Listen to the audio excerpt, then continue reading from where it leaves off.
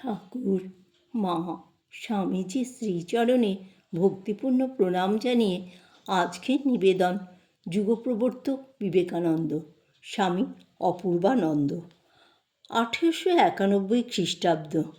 ফেব্রুয়ারি মাসের শেষে স্বামীজি একলা বেরিয়ে পড়লেন রাজপুতানার পথে। এরপর 2 বৎসর ব্যাপী ভারত ভ্রমণ। তিনি অজ্ঞাত সন্ন্যাসী রূপে একাকী। না রইল বিশেষ কোনো পরিচয়, না ছিল নির্দিষ্ট কোনো আবাস। তিনি ছিলেন মানুষ মাত্র, ছিলেন ভারতবাসী মাত্র, কিন্তু আত্মগোপন করতে পারলেন না। যেখানে যেতেন বিদ্বান অথবা সরল মূর্খদের মধ্যেও সকলেই তাকে অসাধারণ বলে চিনে নিত। গ্রামে নগরে, উচ্চ নিচের মধ্যে এবং ধনী দরিদ্র, রুগ্ন বঞ্চিত ও সর্বহারাদের দুঃখ বেদনা, আশা আকাঙ্ক্ষা উত্তেজনা ও ভালো মন্দের সঙ্গে তিনি এক হয়ে গেলেন। সর্বত্রই পেলেন তার অন্তরের দেবতার সন্ধান। শত শত মন্দিরে বিভিন্ন নামে ও রূপে, আবার নাম রূপহীন রূপে মানুষ যে ভগবানকে পূজা করে, সেই ভগবানকেই তিনি পেলেন সাধুর মধ্যে, চোরের মধ্যে, ব্রাহ্মণ চণ্ডাল, ধনী ও দরিদ্রের মধ্যে, পূজা ব্রতচারী ও মদ্যপায়ীর মধ্যে। তিনি সকলকে পূজা করলেন। তিনি সকলের জীবনের সঙ্গে এক হয়ে গেলেন। সর্বোপরি বেদনাক্লিষ্ট মানবের সকরুণ আর্তনাদ তার অন্তরে প্রতিধ্বনিত হতে লাগল। এই ভ্রমণের দিনগুলি ছিল তার কাছে মহা শিক্ষার দিন। তিনি কেবলই শিখেছিলেন আর নিয়েছিলেন প্রচুর। ডুবুরির মতো করেছিলেন ভারত মহাদেশের রত্নরাজি আহরণ। ধর্মভূমি ভারতে যে চিন্তাধারা চারিদিকে বিক্ষিপ্ত ছিল, সেগুলি তিনি সংগ্রহ করলেন। তিনি ধর্মের মধ্যে পেলেন শাশ্বত ঐক্য। বিভিন্ন ধর্মের মূল উৎসের সন্ধানও তিনি পেলেন। সমাজস্রোতের কর্দমাক্ত অবস্থাও তিনি বেদনাভরা প্রাণে লক্ষ্য করলেন। ওই রুদ্ধ স্রোতকে গতিশীল এবং নির্মল করার পন্থাও তার মনে হলো রূপায়িত। সর্বোপরি দেশবাসীর দারিদ্র্য ও অজ্ঞতা অস্থির করে তুলল তার প্রাণকে। শ্রীরামকৃষ্ণদেব যে বলতেন, খালি পেটে ধর্ম হয় না, সে কথাটির সত্যতা তিনি মনে প্রাণে করলেন অনুভব। এসবের প্রতিকার চিন্তা তার ভিতরে আগুন জ্বালিয়ে দিল। দিনে রাতে কোনো সময়ই তিনি ওই সকল চিন্তা থেকে নিজেকে মুক্ত করতে পারলেন না। এমনকি নিদ্রার সময়েও চিন্তাগুলি তার প্রাণে জাগরুক থাকত। এরপরে আমরা স্বামীজিকে দেখতে পাব একা রাজপুতানার পথে। ফেব্রুয়ারির শেষে তিনি আলোয়ারে পৌঁছলেন। উদ্যান পরিবেষ্টিত রাজপথ দিয়ে চলতে চলতে উপস্থিত হলেন সরকারি চিকিৎসালয়ের সামনে। একজনকে জিজ্ঞাসা করলেন, মহাশয়, এখানে সাধু সন্ন্যাসীর থাকার মতো স্থান কোথাও আছে কি? যাকে জিজ্ঞাসা করলেন তিনিই ছিলেন সরকারি চিকিৎসালয়ের বাঙালি ডাক্তার। তিনি সাগ্রহে স্বামীজিকে নিয়ে গেলেন নিজের বাড়িতে। অল্পক্ষণ আলাপেই বুঝলেন ইনি তো সাধারণ সাধু নন। তিনি পরিচিতদের ডেকে আনলেন স্বামীজির কাছে। যে আলাপ করে সেই মুগ্ধ হয়। কয়েকদিনের মধ্যে চারিদিকে সাড়া পড়ে গেল। দলে দলে লোক আসতে লাগলো। তার মধ্যে ছিল শিক্ষিত অশিক্ষিত, ইতর ভদ্র, যুবা বৃদ্ধ, হিন্দু মুসলমান, সকলেই ধর্ম উপদেশ শুনে তৃপ্ত হতো। কখনো তিনি প্রাণের উচ্ছ্বাসে মধুর কণ্ঠে বাংলা, হিন্দি, উর্দু গান ও সাধকদের পদাবলী গাইতেন। গীতা, উপনিষদ, পুরাণ, কোরআন, বাইবেল ব্যাখ্যা করতেন। পুরাকালের আর্য ঋষিদের চরিত্র কীর্তন, বুদ্ধ, শঙ্কর, কবির, তুলসীদাস, নানক, দাদু, চৈতন্য, রামকৃষ্ণ প্রভৃতি মহাজনদের জীবনের নানা ঘটনা শাস্ত্র আলোকে উদ্ভাসিত করে অতি সহজভাবে বুঝিয়ে দিতেন।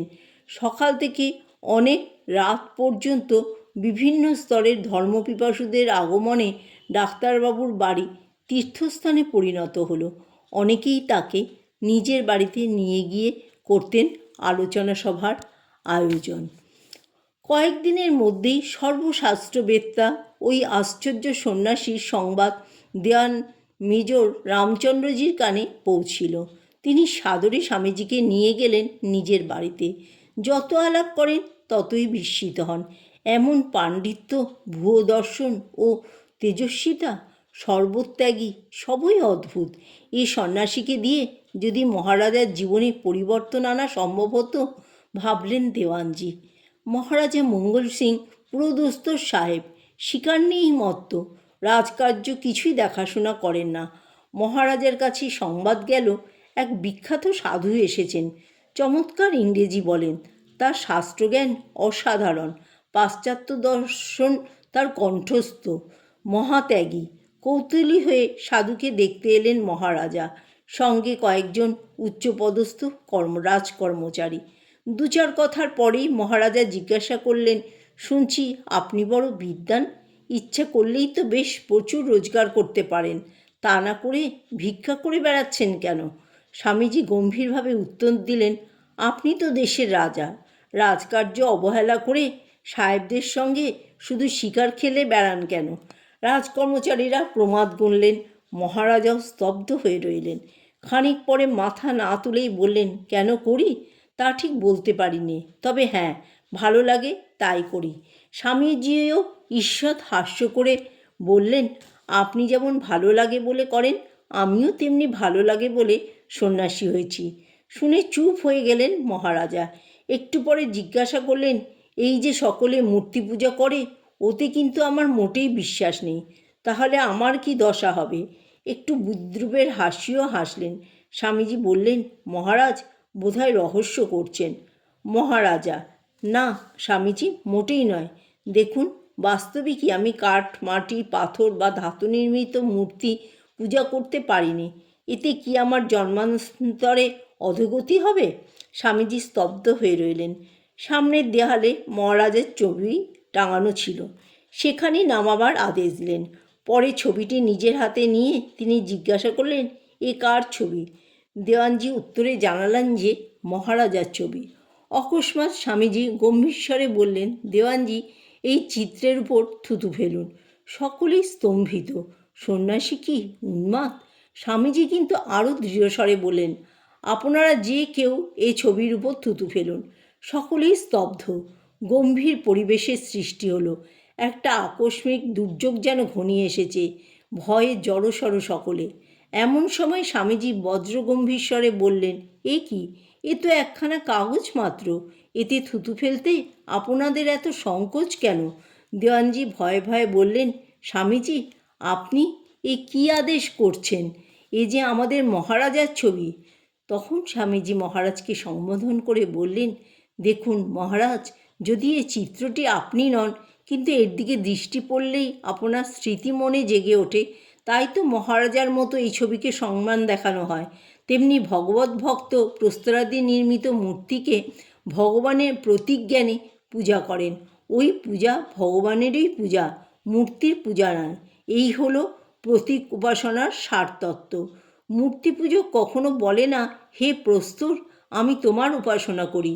ব্রহ্ম চিন্ময় ও বিভু, তিনি মূর্তিতেও বিদ্যমান। মূর্তি সেই চিন্ময় ভগবানকেই স্মরণ করিয়ে দেয়। তাই ভক্ত মূর্তিকে অবলম্বন করে শ্রী ভগবানেরই পুজো করে এবং সেই পূজা ভগবান গ্রহণ করেন। মহারাজা তন্ময় হয়ে শুনছিলেন স্বামীজির কথা। তার কথা শেষ হতেই তিনি করজোরে বললেন, স্বামীজি, আপনি যা বললেন তা বর্ণে বর্ণে সত্য। আমি এতদিন অজ্ঞান অন্ধকারে ডুবেছিলাম, কিছুই বুঝিনি। আজ আপনি আমার চোখ খুলে দিলেন। আপনি আমায় কৃপা করুন। রাজন, ভগবান ব্যতীত আর কেউ কৃপা করতে পারে না। তিনি অপার কৃপা সিন্ধু, আমি তারই শরণাগত। আপনিও তার শরণ গ্রহণ করুন, আপনার কল্যাণ হবে। বলেই স্বামীজি গাত্রোত্থান করলেন। জয় ঠাকুর, জয় মা, জয় স্বামীজি।